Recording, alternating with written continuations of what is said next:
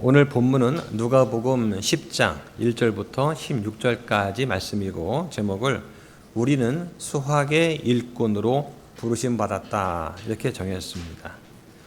오늘 본문은 예수님께서 70명의 제자들을 세상으로 파송하시는 장면입니다. 70명 그러면 야 많다 할 것 같지만 아주 적은 숫자예요. 자, 그런데 그 전에 이미 12제자가 먼저 파송을 받은 적이 있습니다. 근데 오늘은 더 많은 일꾼을 세우셔서 사역의 영역을 조금 더 확장하시는 거예요.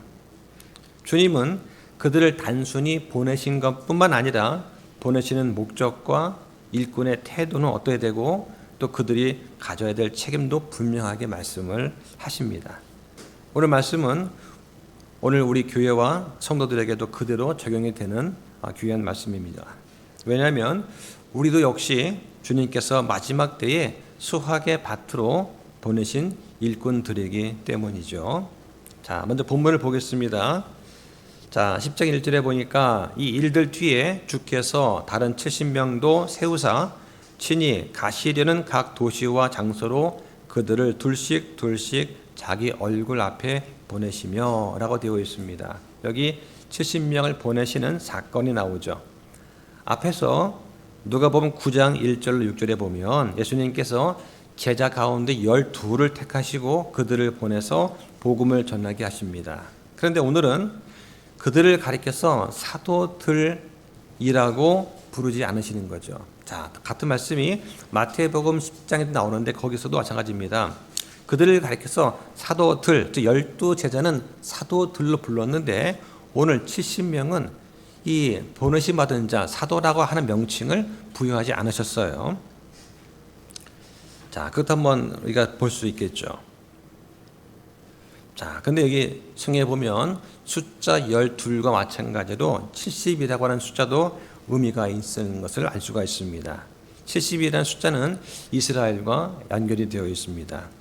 야곱의 가족 70명이 요셉을 만나기 위해서 이집트로 내려간 사건이 창세기 46장에 나오죠. 또 이스라엘을 대표하는 장로 70명이 있었습니다. 자, 따라서 12사도는 12족장과 대응이 되고 70명은 70인의 장로들과 대응이 되는 것입니다. 마태복음 10장에 보면 12제자, 즉 12사도가 하늘의 왕국을 선포합니다. 그런데 누가복음 10장에서는 70명이 하나님의 왕국을 선포하며 보냄을 받습니다. 좀 다르죠? 마태복음에 보면 12제자한테 뭐라고 하시냐? 너희는 이스라엘 집에 잃어버린 양들에게 가라고 하십니다. 그런데 누가복음에는 그러한 제한이 없어요. 자, 이것도 체가 되겠죠.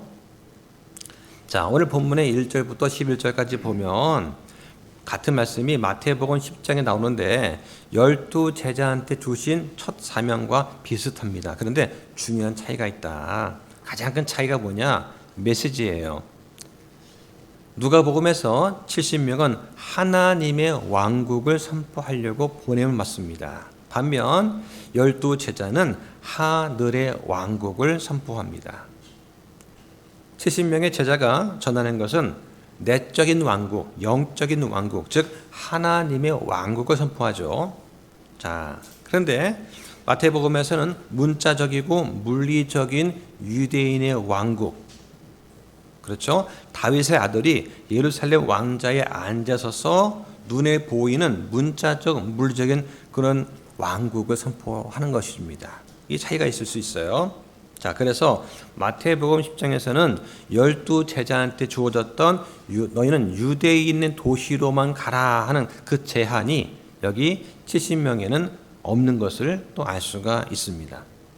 자, 여기 1절에 보니까 주께서 세우셨다라고 되어 있습니다. 그러니까 이 70명이라는 일꾼의 주체가 누구냐? 그 주인은 주님이세요.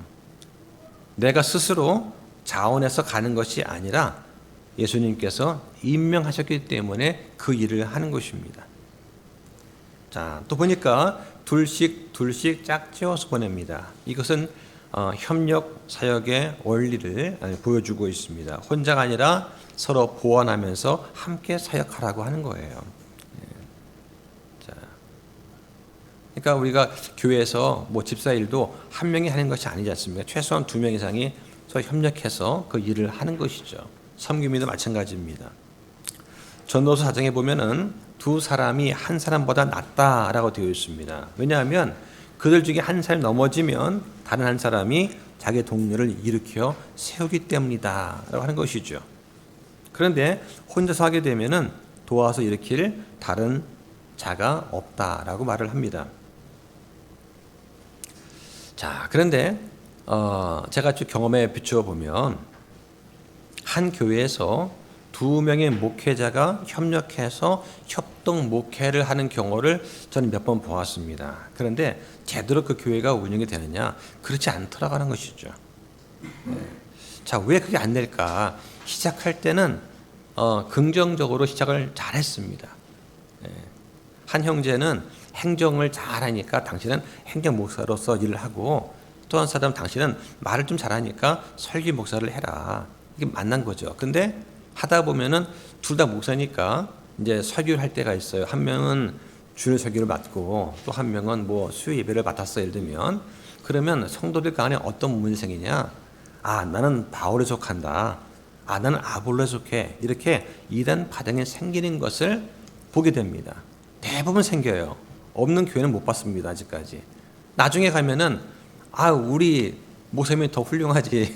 이렇게 말 나오는 거예요. 그래서 어떤 모임을 가더라도 쫙 갈라져서 되는 것을 보게 됩니다. 나중에 결국은 어떻게 됩니까? 교회가 갈라지게 되죠. 자, 그래서 그런가요? 독립침례교회는 부목사 제도를 도와주고 같이 사역하는 경우는 거의 없는 것 같습니다. 자, 여기 보니까 주님께서 제자들을 자기 얼굴 앞에 보내십니다. 제자들은 예수님께서 가실 길을 준비하는 그런 사람들이죠. 오늘날 우리 역시 마찬가지입니다. 주님께서 오실 길을 예비하는 증인들입니다. 이제 곧 주님께서 오실 텐데 얼마 남지 않았다. 여러분, 빨리 저 지옥으로 가는 불구덩이 그 길에서 멸망의 길에서 돌이켜서 영원한 생명의 길로 오셔야 됩니다. 라고 바른 길을 안내해주는 그런 일꾼들이 바로 우리 모두가 되겠죠. 작게는 제 가정에서부터, 직장에서, 지역 사회에서 자기 지인들을 통해서 친구들을 이렇게 인도하는 거, 이런 면에서 우리 모두가 다 사역자라고 할 수가 있습니다. 자, 2절에 보니까 그런 까닭으로 그분께서 그들에게 이르시되 진실로 수확할 것은 많으나 일꾼들이 적으니 그러므로 너희는 수확하시는 주께 기도하여 그분께서 자신의 수확밭에 일꾼들을 보내실 것을 청하라고 합니다. 이 세상은 수확할 밭입니다. 혼들이 구원받아야 할 때가 이제 이르렀습니다. 이제 곧 알곡 수확이라고 하는 그러한 수확이 펼쳐질 것입니다. 이 수확이라는 말씀은 예수님의 사역 가운데 3번 등장합니다. 요한복음 4장, 마태복음 9장, 또 누가복음 10장에 수확이라는 사역이 나오는데요. 이것은 성경에서 말하는 3단계의 수확, 즉 첫 열매와 수확과 이삭 줍기에 해당하는 것입니다. 첫 열매가 들어오면 이제 곧 수확이 시작이 되는 것이죠. 그리스도인들은 말씀을 뿌려야 됩니다. 뿌릴 때 많이 뿌려야 됩니다. 뿌릴 자리, 안 뿌릴 자리 살펴보지 않고 그냥 막 뿌려야 됩니다. 그리고 수확을 통해서 혼들을 구원해야 되죠. 예수님께서는 씨 뿌리는 자와 거두는 자가 함께 즐거워한다고 말씀을 하셨고, 또 바울은 여기에 물 주는 사역을 더합니다. 그래서 심는 이와 물 주는 이는 하나다, 이렇게 말을 한 것이죠. 왜냐하면 결국은 자라나게 하시는 분은 하나님이시기 때문입니다. 자, 여러분들이 어떤 사역이나 개인 전도를 하시다 보면 누군가한테 복음을 전해서 구원으로 인도했는데 사실 그것은 그 이전에 다른 성도나 다른 목회자가 이미 씨를 뿌려 놓았던 경우가 많습니다. 그것을 여러분들이 거둔 것이죠. 그러니까 여러분이 첫 번째로 복음을 전한 사람이 아니었지만 하나님께서 여러분한테 그 수확의 기쁨을 맡기신 거다, 이렇게 생각해 볼 수가 있습니다. 자, 반대로 여러분이 열심히 복음을 전했지만 그 사람이 그때 당장 구원받지 않고 나중에 다른 그리스도인을 통해서 구원받는 경우도 있습니다. 저도 그런 경험을 이제 해봤습니다. 한 6개월 동안 계속해서 복음을 가르치고 말씀을 가르치고 함께 예배도 드려주고 회개는 필요하다, 왜 죄가 심각한가, 이걸 계속 얘기를 해줬어요.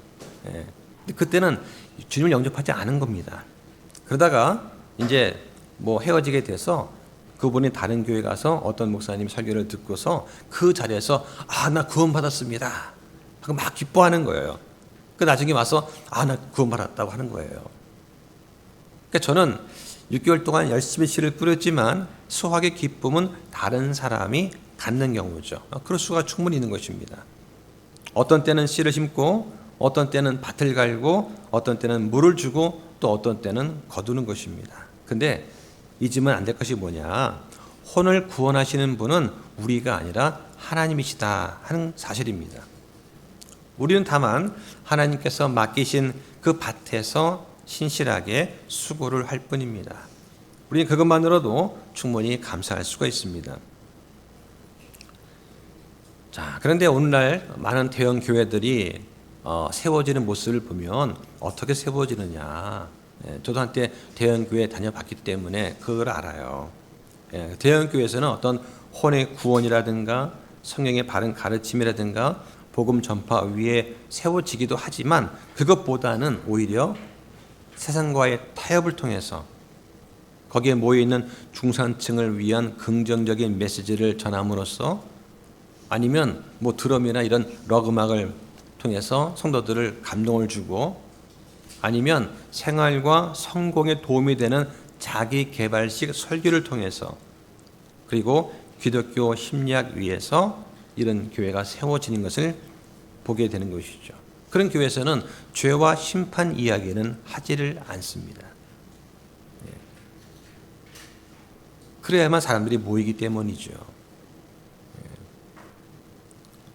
자, 그런데 그렇게 큰 교회에서는 잃어버린 죄인이 교회에 와서 듣는 말이 무엇인가? 이런 말을 하는 거예요. 형제님, 괜찮습니다. 형제님은 그냥 몇 가지만 고치면 하나님께 구원받을 수 있어요. 몇 가지만 고치면 하나님께서 자매님을 받아주실 겁니다. 이런 식으로 얘기하는 것이죠. 이거는 수학이 아닙니다. 그래서 참된 일꾼은 항상 부족합니다. 일꾼이 적다고 예수님께서 말씀하셨을 때에 실제로 일꾼들은 아주 적었어요. 자, 오늘 본문이 선포될 당시에, 그때 당시 이 세상의 인구가 얼마였느냐, 학자들 말로는 이 땅에 1억 8천만 명이 있었다. 그런데 전 세계를 위해 주어진 설교자, 선포자가 얼마입니까? 총 82명이에요. 12제자와 오늘 70명. 1억 8천만 명을 위해서 지금 82명밖에는 일꾼이 없는 것을 우리는 알게 되는 것이죠. 자, 지금 어떻습니까? 전 세계의 기독교 선교사 수가 얼마냐 조사를 했어요. 그래서 네이션 아웃리치라고 하는 기관이 있는데 작년에 2024년에 조사를 했습니다. 했더니 전 세계에서 장기 기독교 선교사, 그러니까 풀타임으로 적어도 2년 이상 선교를 하는 그 사람들을 조사했더니 수가 얼마냐? 43만 명이에요.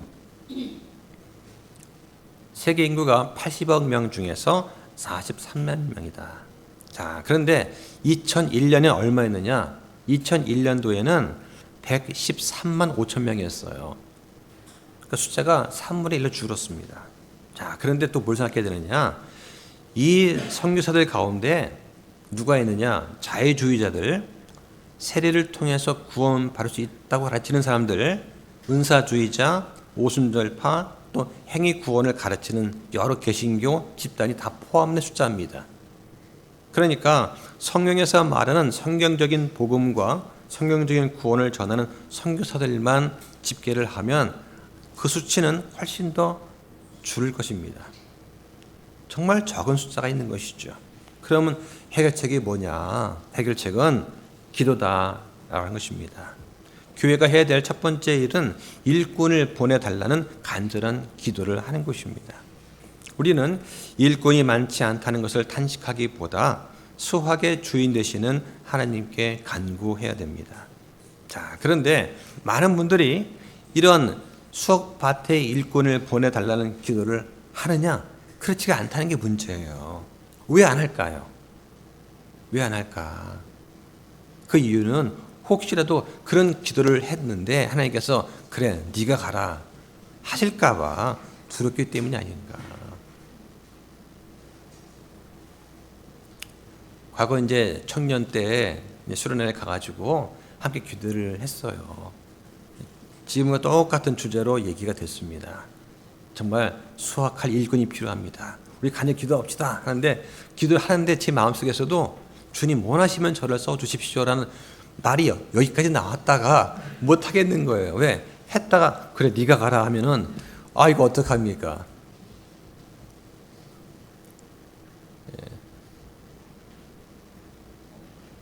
그럼 아마 여러 가지 이유가 있겠죠. 그러면 기드온의 양털 비유를 딱 떠올리면서 정말 저는 원하신다면 이만큼 비가 오게 하시고 여기는 양지 발게 하십시오. 별의 별 핑계를 다 댈 겁니다. 저 아직 공부도 다 못 끝냈고요. 저 장가도 가야 되고요. 저 다음 주에 승진입니다. 등등등 별의 별 핑계를 다 댈 것입니다.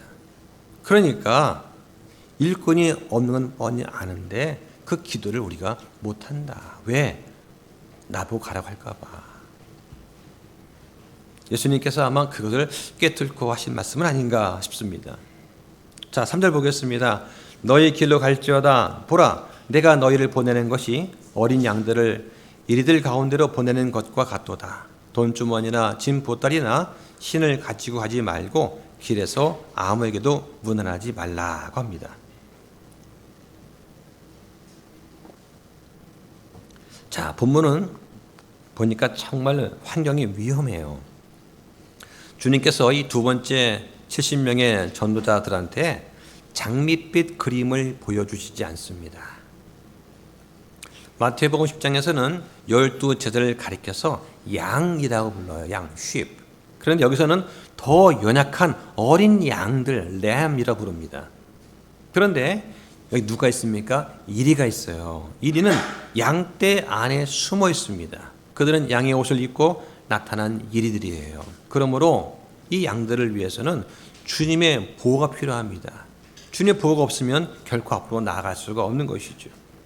자, 근데 감사하게도 그들한테는 선한 목자가 계십니다. 그분께서는 그들을 위해 자기 목숨을 내어주셨고 또 이리들이 공격할 때 반드시 그들을 지켜주시는 분이시죠. 여기 보니까 돈 주머니나 짐 보따리나 신을 가지고 가지 말라고 하세요. 이것은 어떤 물질적인 안전 보장보다 주님만 의지하라고 하는 것입니다. 왜냐하면 하나님께서 필요한 것을 공급하시기 때문이죠. 사역자는 오직 하나님과 그 사명에만 의존해야 됩니다. 자, 여기까지만 딱 보면 어떻습니까? 그래, 믿음이 중요한 거야. 나가야지. 그렇죠? 자, 그런데 주의할 것이 있어요. 자, 예수님께서 부활하신 다음에는 이 말씀의 적용이 바뀝니다. 누가복음 22장 36절 한번 볼까요? 보시죠. 누가복음 22장 36절로 한번 가보겠습니다. 자, 제가 읽습니다. 그때 그분께서 그들에게 이르시되 그러나 이제 돈주머니가 있는 자는 그것을 취할 것이요 짐 보따리도 그와 같이 하고 칼이 없는 자는 자기 옷을 팔아 하나를 살지어다. 예수님 십자가 사건 이후에는 지금 교회 시대로 넘어가죠. 그럼 지금 이 교회 시대는 어떠냐? 뭐가 달라졌느냐? 준비를 잘 갖추어서 선교를 하거나 복음 전도를 하라고 말씀을 하시는 거예요. 왜냐? 이제는 고난과 박해의 때가 온다. 그러니까 대비하고 준비하라고 하시는 것입니다. 한 구절만 잘못 적용해서 아 그래 믿음 나가야지. 그게 아니라고 하는 것이죠. 잘 준비를 갖춘 다음에 하는 거예요. 자 그러면서 길에서 아무에게도 문안하지 말라고 하십니다. 자 이건 유대인의 문화를 좀 이해를 하셔야 됩니다. 유대인들은 길 가다가 누구를 만나면 인사를 하는데 우리랑 달라요. 네. 누굴 만나면 좀 이게 나보다 윗사람 만나게 되면 몸을 굽히거나 엎드려 절도 하고요.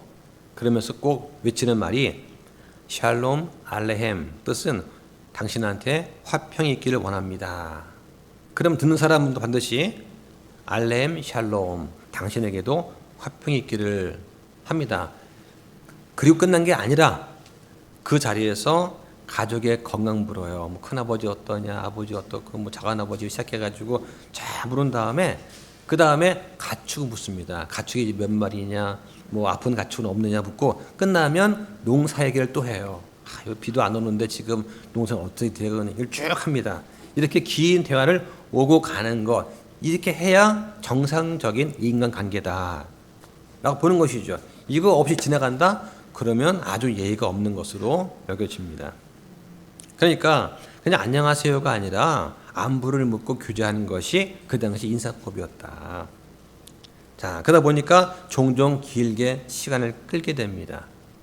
그래서 구약에 보면 엘리사가 수넴 여인의 아들을 살리기 위해서 자기의 종 게하시를 먼저 보낼 때 당부를 합니다. 열왕기하 4장 29절에 보면 엘리사가 게하시한테 뭐라고 하느냐? 네 허리를 동이고 내 지팡이를 손에 들고 내 길로 가라. 네가 누구를 만날지라도 그에게 인사하지 말고 누가 내게 인사할지라도 다시 그에게 응답하지 말며 라고 합니다. 그러니까 지체하지 말고 가라는 거예요. 왜? 가다가 누구 만나면 또 그냥 인사하고 뭐 서로 안부 묻고 이게 길어지기 때문에 그렇죠. 자, 보겠습니다. 10장 5절에 어느 집에 너희가 들어가든지 먼저 이르되 이 집에 화평이 있기를 원하노라 하라. 만일 화평의 아들이 거기 있으면 너희 화평이 그 집에 머무를 것이요 그렇지 않으면 그것이 도로 너에게 돌아오리라. 자, 유대인들이 하는 표준 인사가 샬롬 알레헴 그랬습니다. 답변도 알레헴 샬롬 했어요. 자, 근데 이 인사는 그냥 안부 묻는 정도가 아니라 상대방한테 하나님의 화평을 빌어주는 그런 축복의 말이었습니다. 다시 말하면 이 인사말 속에는 하나님의 왕국 선포와 연결되어 있는 거예요. 그러니까 이 70명은 바로 화평의 통치자인 메시아를 전하고 있었던 것입니다. 만일 예수님께서 구약에서 예언된 실로, 즉 메시아이심을 상대방이 믿는다면 그러면 그 사람과 그 집에는 하나님의 화평이 임한다는 거예요. 그래서 본문에 화평의 아들이 거기 있으면, 다시 말하면 화평이라는 하나님의 선물을 받아들일 준비가 되어 있는 사람이 그 집에 있으면 그 뜻이에요. 그러면 이런 사람과 그 집에는 화평이 선물로 주어진다 하는 것입니다. 예수님께서는 우리의 화평이 되십니다. 따라서 예수 그리스도를 우리의 메시아로 받아들이는데 만약에 받아들이지 않으면 어떻게 되나? 그러면 본문처럼 화평이 다시 너희에게, 저 선포자한테 돌아오리라.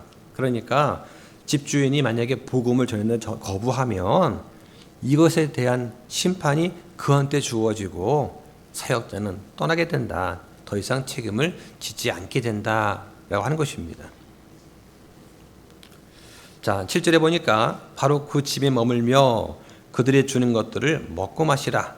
일꾼이 자기의 품삯을 받는 것이 마땅하니라. 이 집에서 저 집으로 가지 말라. 여기 보니까 이 집에서 저 집으로 가지 말라. 그러니까 문맥상 뭔 뜻이냐면 집집마다 다니면서 먹을 것을 구걸하지 말라는 거예요. 그러니까 한 집에 들어가서 인사를 하라고 하는 것입니다. 마태복음 10장 11절에 보면 12 제자한테 어느 도시나 고을에 들어가든지 그 안에서 합당한 자를 찾아내서 나갈 때까지 거기 머물라 라고 하셨습니다. 그러니까 복음의 메시지를 받아들일 준비가 된 자를 찾으라고 하는 거예요. 그러다가 만약에 화평으로 영접을 받아들이면 그 집에 머물면서 차려주는 것을 먹고 있으라고 하는 것입니다. 만일 영접받지 못하면 그 도시의 티끌을 발에서 떨어버리고 다른 도시로 가라고 하는 것이죠. 자, 여기 보면 일꾼이 자기 품삯을 받는 것이 마땅하다. 그러니까 사역자가 주님의 뜻에 따라서 바른 방법으로 사역을 하고 있으면 그 과정에서 오는 것은 어떤 좋은 것이라도 받아들일 수 있다라고 하는 것입니다. 그러니까 이제 누가 어떤 사역에 감사해서 대접을 잘하면 받는 거예요. 이게 맞는 것이죠. 자, 그런데 어떤 대접을 잘 받기 위해서 수단을 가리지 않거나 잘못된 방법을 써서는 안 된다라고 하는 것이죠. 만일 거짓말을 하거나 정치적으로 움직이거나 편법을 써서 원하는 것을 얻게 되면 그러면 더 이상 받을 자격이 없게 되는 것입니다. 자, 8절에 보니까 너희가 어느 도시에 들어가든지 그들 너희를 받아들이거든 너희 앞에 차려놓은 것들을 먹고 그 안에 있는 병든 자들을 고치며 그들에게 이르되 자, 하나님 왕국이 너에게 가까이 왔느니라 하라. 제자들이 집에 들어가는 첫 번째 사역은 화평의 복음을 전하는 것입니다. 그래서 앞에 6절에서 화평의 아들이 있는 집에는 화평이 머물지만 그렇지 않으면 다시 돌아온다. 그러니까 복음을 받아들일 자와 거부할 자가 분명히 나뉘게 되는 것이죠. 자, 또 7절에서도 복음을 전하는 일꾼은 사역에 전념할 수 있도록 교회가 돕는 것이 생명적 원리다라고 합니다. 자, 8절 9절에는 뭐냐? 자, 여기서 너희 앞에 차려놓은 것들을 먹고 병든 자를 고치며 그리고 하나님 왕국이 가까웠다고 말하라. 사역의 내용은 섬김과 치유와 복음 선포입니다. 그럼 어떤 복음이냐? 하나님 왕국이 임했다라는 복음 선포예요.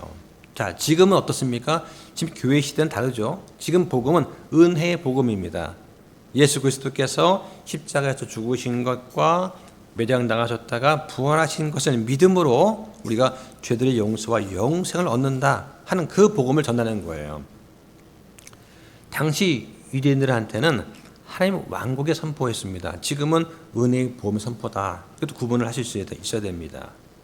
자, 근데 만약 지금 시대에도 복음을 전할 때 그 당시처럼 치유가 있으면 얼마나 좋을까 하는 것이죠. 왜 지금은 복음을 전하면서 병든 자를 고치지 못할까? 만약에 복음을 전했는데 앉은 병을 일으켰어요. 그러면 대박이겠죠. 교회 부흥하는 건 둘째치고 아마 전 세계에 복음 물결이 쫙 퍼질 것입니다. 근데 그런 일은 없다라고 하는 것이죠. 자, 이걸 좀 이해를 해야 됩니다. 사도들한테 병 고치는 그런 표적을 주신 목적이 있습니다. 표적과 치유의 기적은 예수님께서 참 메시아고 사도들이 참 사도인 것을 입증하는 역할을 한 거예요. 그러니까 표적은 그 자체가 목적이 아니라 전파되는 말씀을 확증하기 위한 수단이었습니다. 또한 그 당시 이스라엘 사람들한테는 하나님의 선택된 민족으로서 표적, 특히 치유와 기사를 통해서 하나님의 말씀을 확인하는 그 일이 주어졌어요. 그래서 예수님께서 병자를 고치고 죽음을 살리신 것은 단순한 어떤 긍휼이나 자비가 아니라 그들의 메시아가 오셨다라는 증거로서 한 것입니다. 근데 지금 우리가 그런 메시아가 오셨다는 증거로 복음을 전파하는 게 아니잖아요. 지금 은혜의 복음입니다.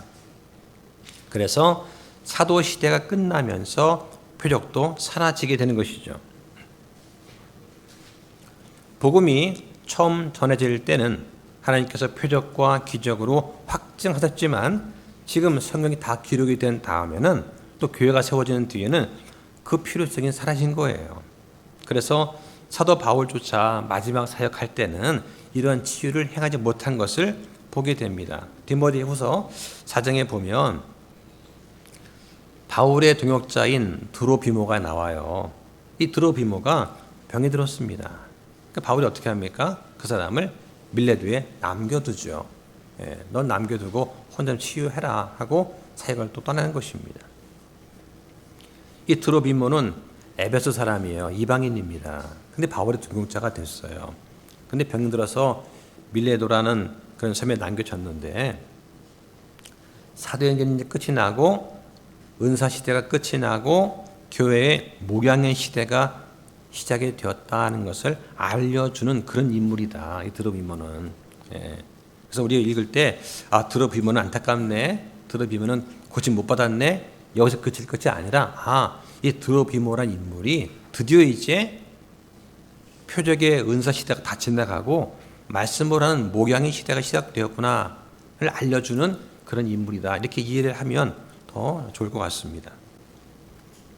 자, 그러니까 이제 바울조차 마지막 사역 때는 이 기적적인 치유를 못했다 하는 것을 우리 기억을 할 필요가 있어요. 그러면서 성경이 완성되면서 기적 대신 기록된 말씀이 중심이 됩니다. 베드로후서 2장 19절에 보면 우리한테는 확실한 대언의 말씀이 있다라고 말을 하는 거죠. 그래서 베드로 역시 그 변화산에서의 놀라운 그 체험보다도 이제는 완성된 성경 말씀이 더 확실한 증거다 하는 사실을 강조를 합니다. 그래서 지금 이 교회 시대에는 어떤 치유의 은사보다 기록된 말씀, 성경 말씀이 더 중요한 것입니다.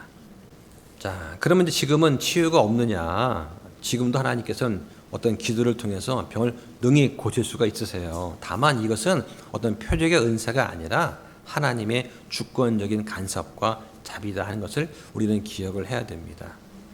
오늘날 대부분 치유가 된다는 것이 어떤 심리적이거나 자연적인 회복, 이것이 아니면 거짓 표적일 수가 있습니다. 특히 성경에 보면 환난기가 다가올수록 마태복음 4장에 거짓 그리스도와 거짓 대언자가 일어난다. 그래서 큰 표적과 이적들을 보여주면서 할 수만 있으면 선택받은 자들을 속일 것이다. 이런 말씀을 합니다. 자, 누가복음 10장 10절 보겠습니다. 자, 그러나 너희가 어느 도시에 들어가든지 그들이 너희를 받아들이지 아니하거든 너희 길로 나가서 바로 그 도시의 거리로 들어가 말하되 우리에게 묻은 너희 도시의 바로 그 먼지도 우리가 너에게 떨어버리노라. 그럼에도 불구하고 너희가 이것을 확실히 알지니 곧 하나님 왕국이 너에게 가까이 왔느니라 하라. 그러나 내가 너에게 이르노니 그날에, 중요한 단어 나왔습니다. 그날에 소돔이 그 도시보다 더 견디기 쉬우리라. 자, 그러면서 세 도시가 나와요. 고라시나 내게 화가 실지어다. 베세다야 너에게 화가 실지어다. 내가 너희 안에서 행한 강력한 일들을 두로와 시돈에서 행했더라면 그들이 벌써 오래전에 굵은 베옷을 입고 제 속에 앉아 회개하시리라. 그러나 심판 때에 두로와 시돈이 너희보다 더 견디기 쉬우리라. 가버나움아 내가 하늘까지 높여졌으나 지옥으로 쫓겨 내려가리라 합니다. 여기 고라신, 베세다, 가버나움은 갈릴리 북쪽에 있는 도시들이에요. 예수님께서 3년에 공생했던 가장 많은 기적과 이적을 베푸시고 사역하셨던 곳이 이 세 도시입니다. 다른 도시보다도 더 많은 빛을 받았던 도시가 이 고라신과 베세다와 가버나움이죠. 자, 근데 이 세 도시에 대해서 예수님께서 저주의 말씀을 하시는 거예요. 여기 12절에 그날 나옵니다. 이 그날이 언제냐? 마태복음 11장과 마가복음 6장에 보면은 심판의 날로 나옵니다. 심판의 날. 그래서 하나님께서 소돔에서 행하셨던 것처럼 한 도시를 심판하시는 특정한 날을 가리키는 그 날이 이 날이에요. 자, 그런데 구약에서 말하는 그 날은 좀 다릅니다. 구약에서 말하는 그 날은 어떤 날이냐? 주의 날입니다. 쭉 재림의 날이죠. 그래서 환난기 시작부터 천왕국 끝에 있을 흰 왕좌 심판까지를 포괄하는 날, 주님께서 가장 영광 받으시는 날, 이게 그 날이죠. 자, 근데 여기 본문에서는 이 14절에 보면은 바로 그 날이 언제냐? 흰 왕좌 심판 때인 것을 또 우리가 알 수가 있는 것입니다. 자, 예수님께서 갈릴리에 있는 주요 도시 고라신, 베세다, 가버나움을 꾸짖으세요. 네. 자, 그러면서 뭐라고 하십니까? 너희 도시에서 행했던 그 일들을 내가 소돔과 고모라 그다음에 두로와 시돈에서 했더라면 그 주민들은 이미 베옷을 입고 제에 앉아 회개했을 것이다 라고 하는 것이죠. 자, 그러면서 이제 기억나는 것이 뭐가 있습니까? 니느웨가 있죠. 예. 그러니까 니느웨 사람들은 요나가 지나가면서 한번 회개하라 하고 선포 지나갔더니 어떻게 됐습니까? 전 국민이 왕부터 저 평민까지 그리고 짐승들까지도 회개했다. 지금 이 도시는 예수님께서 12제자와 70명을 보내셔서 회개하라고 외쳤는데 불구하고 목이 꼿꼿이 아주 완고했던 거에 비하면 이 느느웨는 누굽니까? 어떻습니까? 요나가 못마땅해서 지나가면서 대륙을 쭉 횡단하면서 너희들 회개하라 안 하면 멸망한다 하고 쭉 지나갔더니 그 말 듣고서 그냥 그 날로 온 국민이 다 엎어져 가지고 회개했다. 이게 못마땅한 거예요. 요나는요. 왜? 자기 민족은 이스라엘 민족은 그렇게 대언자들이 외치고 외쳐도 듣지 않았는데 아니 이 니네 사람들은 한 번 듣더니 그냥 회개하네? 이게 못마땅한 것이 요나의 마음이었겠죠. 요나는 누구를 고치지도 않았고 죽은 자를 세우지도 않았고 폭풍을 멈추게 하지도 않았어요. 그냥 외치고 지나간 거예요. 그랬는데 그 아시리아 사람들이 곧바로 하나님께 돌아온 것입니다. 자, 그런데 예수님께서는 이 유대 도시에서 3년간 사역하시면서 가르치시고 병을 고치시고 선포하셨는데 여전히 백성들이 회개하지 않았다. 그러면 그 심판대 앞에서 그들 당할 심판이 얼마나 더 클까라고 하는 것입니다. 그래서 여기 12절과 14절 말씀은 아주 충격적입니다. 그리스도를 거절하는 죄가 이방인의 우상을 숭배하는 죄보다 성적 타락한 그 죄보다 더 큰 죄라고 말하는 것이죠. 오늘날 인터넷과 TV를 통해서 복음을 많이 들은 우리 세대 아닙니까? 그죠? 예, 마음만 있으면 원하기만 하면 TV를 켜서 뭐 극동방송이든지 뭐든지 듣고 복음을 들을 수가 있는 때입니다. 라디오만 틀면 원하기만 하면 주파수 맞추면 CBS 맞출 수가 있어요. 이렇게 많은 빛을 받았는데 회개하지 않는다. 그러면 더 큰 심판을 받는다고 말씀을 하는 것입니다. 예. 그러니까 흔히 하는 말이 있지 않습니까? 우리 독립침략이 어떻습니까? 바른 성경, 바른 교리를 가지고 있다. 근데 겉으로 드러나는 믿음의 열매가 더 적다 하면 그럼 우리는 그렇지 못한 사람보다 더 큰 심판을 받게 된다 하는 것을 또 기억해야 됩니다. 자, 15절에 지옥이 나오죠. 이 지옥은 문자 그대로의 지옥입니다. 이 지옥에 비교되는 도시가 소돔과 두로이죠. 소돔은 그냥 불타 없어진 것이 아니라 지금도 영원한 불의 보복을 받고 있습니다. 유다서 1장 7절 나오죠. 두로는 적그리스도와 똑같이 구덩이로 끌어내려졌습니다. 에스겔서 26장 20절 나옵니다. 이 구덩이가 지옥이라고 불립니다. 그리고 유황으로 불타는 불호수로 묘사가 됩니다. 이 계시록 19장 20절에 묘사가 됩니다. 자, 16절 보겠습니다. 16절에 보니까 너희 말을 듣는 자는 내 말을 듣고 너희를 업신여기는 자는 나를 업신여기며 나를 업신여기는 자는 나를 보내신 분을 업신여기느니라. 자, 이 말씀을 하십니다. 복음을 전하는 자를 대하는 태도가 어떠해야 되느냐? 바로 예수님을 대하는 태도가 같아야 된다 하는 것이죠. 그리스도인은 주님을 대표하는 사람입니다. 우리는 그리스도의 대사들이죠. 사실 크리스천이라는 말 자체가 작은 그리스도라고 하는 뜻입니다.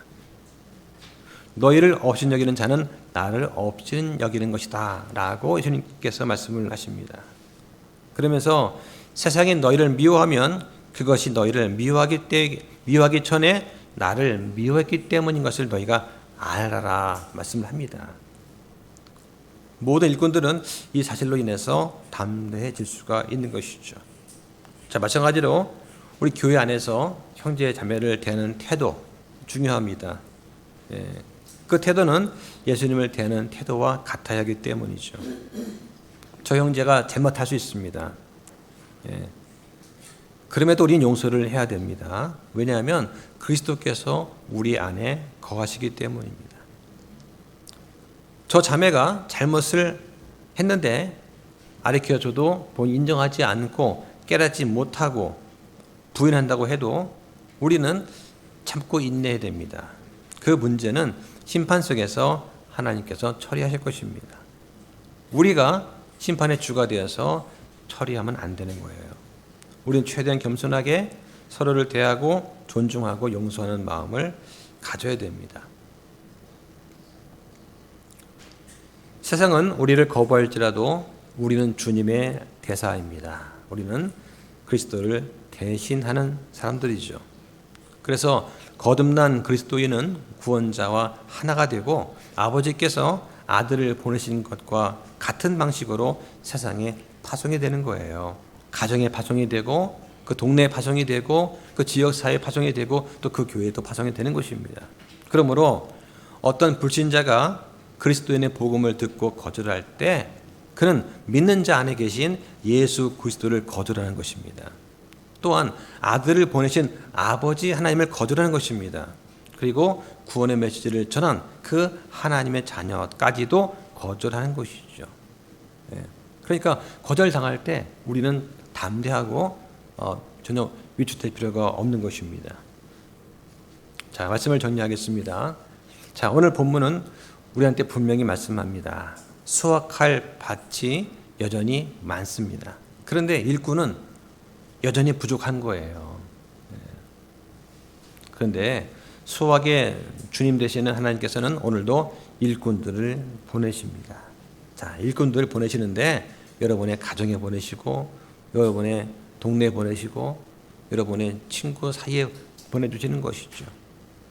우리 교회는 끊임없이 일꾼을 위해서 기도를 해야 됩니다.